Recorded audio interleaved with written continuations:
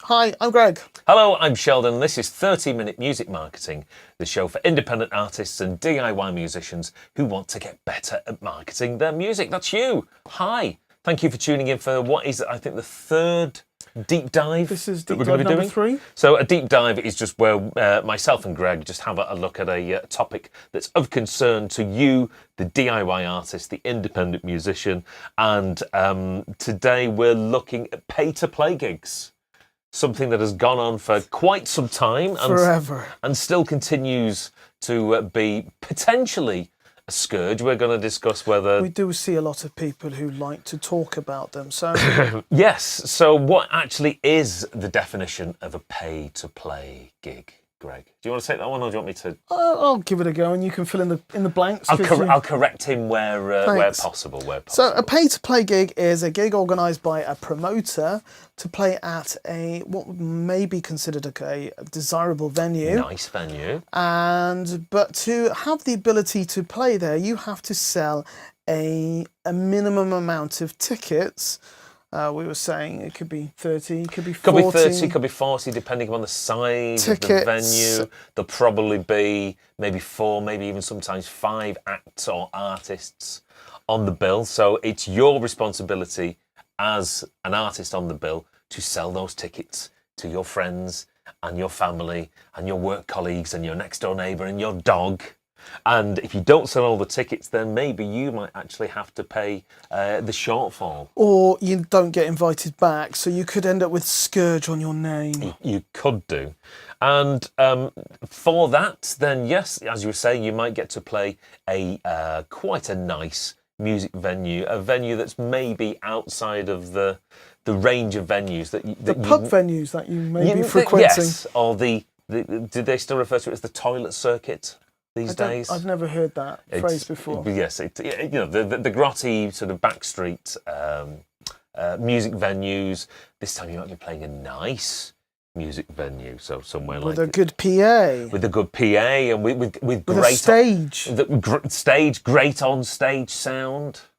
So there are potentially pluses to playing such a gig.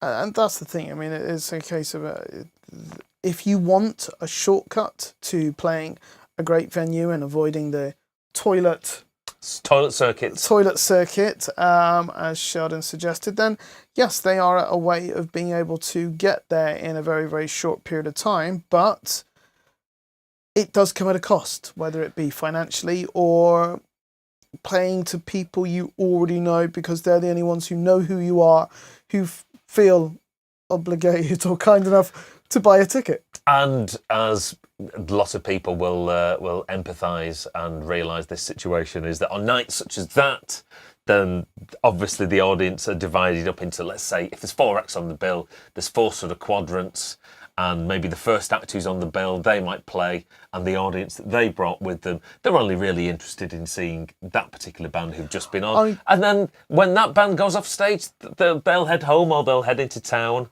and it's not really potentially the right but you got a lot of bands who go there because they're like, hey, we can play to the other band's audience. In theory, yes. But the thing is, though, I don't see pay-to-play gigs as something that people buy into because they want to go for a night out of entertainment. They're almost doing it as a favour for their friend or family member who's in the band, and they're being asked to support them financially. Although that's the thing, you're not supporting them financially, you're supporting the promoter. Who's giving them an opportunity to... And we were doing a bit of back of the fag packet maths that if there's 4 acts on who've each been given the task of maybe 30 or 40 tickets at maybe £7, maybe sometimes £8 a ticket, as the promoter, without doing potentially a jot of work, because these are the sort of nights that aren't necessarily well promoted in and around the towns and cities that they're playing in. For the simple reason that you don't need to promote it, because all the acts on the bill, they're selling the tickets on your behalf. I mean, I always refer to promoters in this particular circumstances as gig facilitators. They're really facilitating the ability for all these bands to have a gig at what is potentially a nice venue, and a nice venue that they wouldn't necessarily get to play. So I think everybody's complicit. The promoter's complicit in saying that, yeah, I'm not really promoting the night, and the band's complicit in that I shouldn't really be playing this venue. And it's quite at that stage. At that stage of their career, and it's almost like a symbiotic relationship. I do think though the gig organizer is a better term of phrase than a promoter, because all I seem to hear from bands bemoaning pay-to-play opportunities is that the promoter doesn't do anything. But as you pointed out, well, they don't have to if they basically organise the stage literally for that band to play, and they've got to sell the tickets. Why would you do any more? And why would you actually end up losing more of your revenue to advertise a band or bands who probably don't have much in the way of promotional content in the first place? It's, as a promoter, it is very much a license to print money. I actually work for a company that promotes gigs and concerts, and it's very much really the responsibility of promoting events is normally shared equally between the venue and the artists and the promoter themselves. So what my responsibility working for a promoter is that we've got to find the right artists, put them on in the right venue, knowing that the artist has a large enough fan base that we can utilise, or once they advertise the gig to their fan base, they'll come along to the venue. The venue hopefully has got a good enough mailing list and marketing ability themselves, so that when the gig goes on sale, they can advertise to their existing audience and to their passing trade, the people that are coming in to watch those shows each and every night. And as a promoter, we'll do individual marketing in terms of everything from print to maybe exit flyering of gigs and other events. We'll do paid Facebook ads. So the responsibility is shared very much equally, in some respects, between all three parties. Yeah. However, as a pay-to-play promoter, you don't really have to do anything. All you really do is you might print one poster with the 4 bands and the 4 acts that are on. Facebook event, bosh, that's it. Yeah. And feet up on the couch, drinking a large mug of tea and large packet of crisps. It's, I suppose, as a promoter, it's a guaranteed income. So really, from a business exercise, it's quite good. If you're the promoter, yeah. But the confusion appears to be that bands seem to think the promoters are interested in pushing the local scene. Possibly. Well, obviously there are lots of promoters who do that. However, if you're entering into a financial arrangement with a promoter who forces you to sell a minimum amount of tickets, you know that promoter isn't in it for the benefit of developing your career or being an instigator who will promote and further the local music scene. They're just doing it to make money. And let's face it, making money is not in itself is not a crime. Any promoter wants to make money, but you did say though that even the musicians' union say, "No, this isn't a good idea." Yeah, the musicians' union say, that as a musician, you should value your worth, and the responsibility should be placed upon the person who's promoting the gig, and that is true. But it's almost like pay-to-play gigs are very much a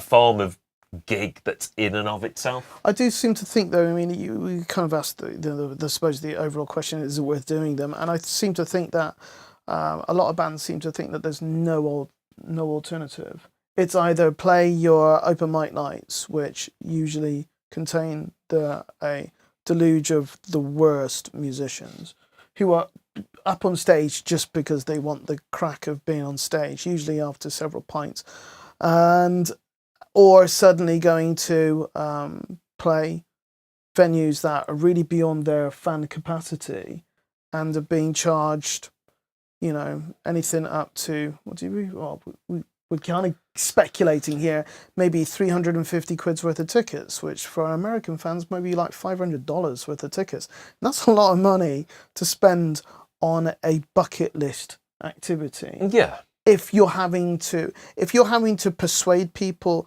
if you're selling your tickets and people aren't coming to buy them from you, which I think is a very, very different ideology, then you're not ready to play those gigs, unless you're happy to spend the money yourself for the experience rather than the exposure. That's it. You are paying a premium for the luxuries, for those particular luxuries. So maybe as an alternative, what you should maybe think about doing, and this would be is this the solution, Sheldon? This is potentially the solution. Like, for example, we mentioned the Castle Hotel in Manchester on Oldham Street, 80 capacity. So I would say that if you, as a band or a musical artist, collaborated with another band or musical artist, you really should be able to. If a pay-to-play promoter is saying you need to buy 30 or 40 tickets, how about you both combine together to sell between 60 and 80 tickets, which would be 75 to 100% of the capacity of that particular venue. Obviously, you have to pay to hire out the venue. Could be 100, could be 100. To be fair, though, there's a lot of venues now. If you, they'll open the doors for nothing. Potentially, yeah. Okay, you probably will have to provide your own PA, but if you can get people into the venue, putting money behind the bar, then they'll more than likely get the venue for free, and then the money that you would have otherwise spent trying to sell, that you would have had to used if you couldn't sell all the tickets, could be spent on marketing it and getting people there. I mean, I would rather be paid by the venue rather than be paid by individual people, just because in my experience, I've put on nights that way and it's been very, very successful. You've obviously gone the other way and kind of got people to pay specifically who are quite happily buy tickets from you to your gigs all over the country. And, you're selling directly to the fan. Your entertainment is directly to the fan. The way I see it is my entertainment is directly to the venue, which will keep people in the venue buying beer. But, my suggestion would be find a nice small venue that's reasonably cheap to hire 2 acts, maybe even 3 acts. 2 acts and a DJ. 2 acts and a DJ, that would be nice. Changeovers nice and quick. And you be the promoter. And if you reckon you can confidently sell in the same manner as you would do to a pay-to-play gig, 30 tickets, 40 tickets at a maximum, then you be the promoter. Obviously, you're potentially running a risk then, but the whole point is then that you receive the financial rewards on those sorts of nights. And coming back to the pay-to-play side of things is that, if you're only going to cream a small amount off the excess tickets once you've sold the minimum, then, you're on a very poor return if it's a business endeavour rather than just a bucket list activity. Whereas, if you're going to put on your own night, you take the risk, which would be probably still less than the risk that you'd have to take selling the tickets, and you share that with someone else. And I think the important thing is to run it as a night rather than just a gig. Then the likelihood is people will come and people will stay, rather than see the one thing that they've paid to come and see because they don't really care less about anything else and then go home again. A holistic night. I like what you're saying there, Greg. It is. So, and I mean, my experience, I've done stuff like that and it has worked and worked very well. Still a lot of work, and yes, Sheldon rightly pointed out, it is a gamble, but I would rather take the gamble and see the full returns myself than go to a pay-to-play venue where I'm probably not at that stage yet and having to basically line someone else's pockets. And just work on the basis that imagine doing a gig and you actually made a huge amount of money at the end of the night rather than having to hand all that cash to be honest, over to someone else. If you make any money that's a good start. Oh yeah. So, well, I think when most festivals, when they run a festival for a first year, you lose money on the first year. You ideally should break even on the second, and you don't actually make any money until the third. But that's like for businesses. In your first, it's probably about the same, about 3 years before you're actually in making money. Obviously, depending on what your capital outlay is. So, but I suppose to summarise all of this is I don't think there's any. We're not seeing there's anything ingressively wrong with pay-to-play venues or pay-to-play gigs. It's just that I personally wouldn't choose them as a shortcut or something as my first outings out on the stage, just because I just don't think they represent a huge return on the investment that you're putting in. Or the investment that your friends and family are putting in. So like you say, it's a shortcut. It's a shortcut that you probably don't need to take. What you should do is go maybe more grassrootsy, get involved. You find a couple of other like-minded people. You become the promoters yourself. You promote the night yourself at a much sort of smaller venue. And what you tend to find is that the satisfaction that you'll get, because you run your own nights. Oh, it's cool. Myself and some of our friends way back when we ran our own nights, and the satisfaction that you get from creating a successful night of live music that is organised with your friends is fantastic, and you'll keep the money at the end of the night. Yeah, and you'll actually think I put all the hard work in, but you will see the benefit yourself. Beyond just the finances.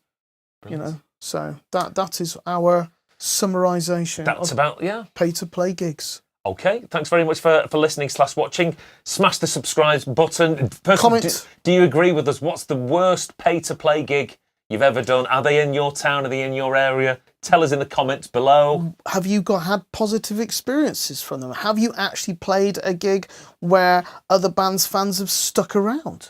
Because we seem to get a lot of people who say that never happens. We may be wrong. We may be just in the wrong part of the country. Maybe. So, thanks very much for watching. Comments below. Smash the subscribe button, whatever that means. And we'll see you next time. Take care. See ya. Bye-bye.